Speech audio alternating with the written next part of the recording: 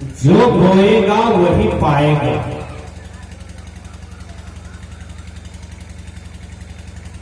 फिल्मी जगत के विद्वान, फिल्मी जगत के कवि यह गीत का चित्रण किया है, जो बोएगा सो पाएगा। फिल्मी जगत को आज 100 बरस से है, 100 बरस के अंदर ही है, लेकिन सदगुरु कबीर साहब जी इनको 650 बरस पहले कह दिए थे, करे बुराई सुख चाहे, कहूं कैसे होई, रोपे पेड़ बबूल का, आम कहां से होई। यही बात को गुरुवर कबीर 650 बरस पहले कह बैठे। आज फिल्मी जगत के लोगों ने इस विचार को हिट किया, यह बात को हिट किया, यह वाक्य को हिट किया कि जो बोएगा सो पाएगा। आप अपने खेत में मकई लगाते हैं तो मकई न पाते हैं, आप अपने खेत में धान लगाते हैं तो धान ही काटते हैं ना। आप अपने खेत में गेहूं लगाते हैं तो गेहूं काटते हैं। आप अपने खेत में आम का पौधा लगाते हैं तो आम का फल ही मिलता है। आप अपने खेत में बबूल के वृक्ष को लगाते हैं तो बबूल का कांटा मिलता है। उसी प्रकार आपका कर्म है। आप जो भी कुछ करते हैं वह कर्म बीज जो है एक दिन बहुत बड़ा पेड़ बनता है और उसी का फल आपको मिलता है। हमारे जीवन में दुख है वह हमारे ही कर्मों का दंड है। हमारे जीवन में सुख है वह हमारे ही कर्मों का फल है।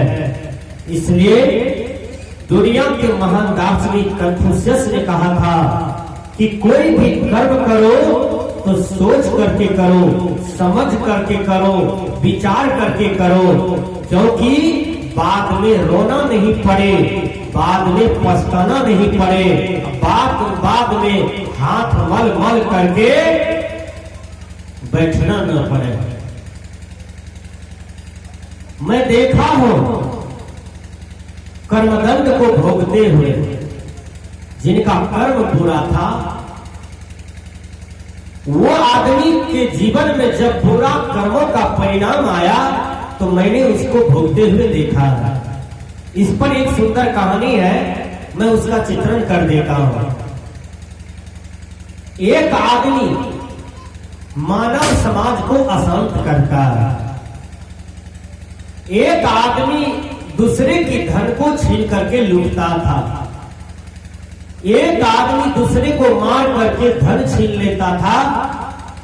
वो आदमी अपना बिजनेस बना लिया था कि मानवता को मारना है और उनसे धन छीनना है। अपने जीवन में, अपने जीवन के लिए धन संग्रह करना है। वो आदमी यही अपना बिजनेस बना लिया था, केवल यही काम करता था, हत्या करना, धन छीनना। एक दिन क्या किया, वह चला गया हत्या करने के लिए, धन छीनने के लिए, लेकिन उसको कहीं संजोग नहीं मिल रहा था। सोचा आज क्या होगा, आज देखते हैं मेरा रिजल्ट गड़बड़ा रहा है। वो उदास होकर के वो चले गए एक मंदिर में। मंदिर में बैठे हुए हैं। एक लड़का स्टेशन से उतरा। वह लड़का दिल्ली कमा करके, पंजाब कमा करके, रेलगाड़ी को त्याग करके अपना घर की तरफ आ रहा था। रात का 12 बज रहा था। रात का 12 बज रहा था। वो लड़का सोचा कि अब कहां जाओ, इसी मंदिर में रह जाता होगा। वो लड़का अटैची बैग लेकर के वही मंदिर में चला गया और कंबल निकाल करके लड़का कंबल बिछाया और कंबल लेकर के सो जाता है। वहां तो डाकू बैठा हुआ था पहले से मंदिर में, वो उदास था, सोच रहा था कि आज धन नहीं मिला, आज पैसे नहीं मिला, आज का मेरा जतरा गड़बड़ा गया, आज कुछ नहीं मिला, इसलिए वो मंदिर में उदास होकर बैठा हुआ था। जो लड़का दिल्ली कमा करके आया 12 बजे रात में प्लेटफार्म छोड़ करके उसी मंदिर में ठहर जाता है और कंबल निकाल करके सोता है, मुंह को झांप करके सो गया, वो हत्यारा, वो डकैत, वो डाकू उसी मंदिर में बैठा हुआ था बगल में। ये लड़का को सोने दिया, ठंडी का महीना था, शीतलहरी था, लोग को दिखाई नहीं पड़ रहा था, मनुष्य सुझता नहीं था। लड़का जब कंबल निकाल करके सो जाता है और अपना मुंह को ढक लेता है, वो हत्यारा आया और पहले छुरा निकालता है, छुरा निकाल करके उसके पेट में मारता है। पेट में जब मारता है लड़का चिल्ला करके छलपटाता है और वहीं दम तोड़ने की योग हो जाता है। जब लड़का चिल्लाता है तो जो हत्यारा, जो डाकू उसको छुरा मारा था, वो हत्यारा, वो डाकू कोई दूसरा आदमी नहीं था, वह लड़का का बाप ही था, क्योंकि उसी का बेटा दिल्ली कमा करके आ रहा था, उसी का बेटा पंजाब कमा करके आ रहा था और बहुत इमरजेंसी पीरियड में आ रहा था, घर पर किसी को नहीं बताया था, अपना मालिक से मनमुटाव हो गया था, मालिक से झगड़ा झंझट कर लिया और ट्रेन पकड़ करके आ रहा था। जब अपना ही बेटा का आवाज सुनाई पड़ा, अब क्या करता, खुद उसके पिता ने उसको मारा था, छोड़ा, वो नहीं जानता था कि ये मेरा बेटा है, लेकिन जब आवाज सुनाई पड़ा तो कहा ये तो मेरा ही बेटा है। अब क्या करे, वो हॉस्पिटल ले जाते अकेले गोद में उठाया, हॉस्पिटल ले जा रहा था कि बीच में दम टूट गया, लड़का मर जाता है। वो डकैत, लुटेरा, वो बहुत पछताता है और वो बहुत रोता है, चिल्ला चिल्ला करके रोता है। एक आदमी आया, कहा कि क्या हुआ आपको? कहा मैंने अपना ही बेटा का खून कर दिया, मैंने अपना ही बेटा का हत्या कर दिया।